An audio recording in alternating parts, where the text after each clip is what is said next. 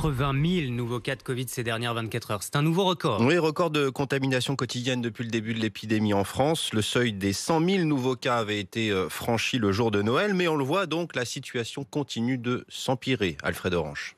Ce record vient confirmer une tendance. En moyenne, sur les 7 derniers jours, 87 000 cas sont détectés quotidiennement sur notre territoire. Et c'est à Paris que le virus circule le plus activement.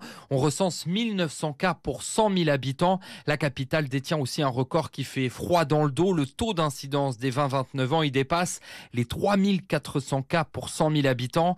Cette pression épidémique se ressent dans les hôpitaux. 2100 nouvelles hospitalisations sur les dernières 24 heures. Ces patients Covid occupent désormais plus de la moitié des lits de réanimation dans 11 des 13 régions françaises, exception faite de la Bretagne et de la Normandie. La mortalité, elle aussi, repart à la hausse. 242 morts rien qu'hier, un niveau plus atteint depuis la 3e vague en mai dernier.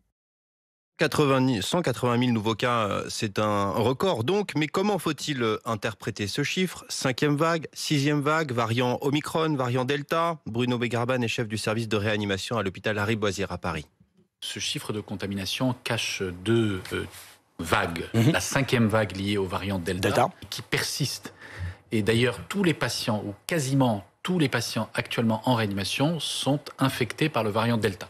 Et puis là-dessus se surajoute une vague Omicron, c'est la fameuse 6e vague, avec un doublement du nombre de contaminations tous les 2 à 3 jours. Et donc, il faut encore compter une dizaine de jours pour voir ce qui va se passer au niveau de l'hôpital. En fait, toute l'inconnue est là. Est-ce que certaines de ces contaminations vont se traduire par des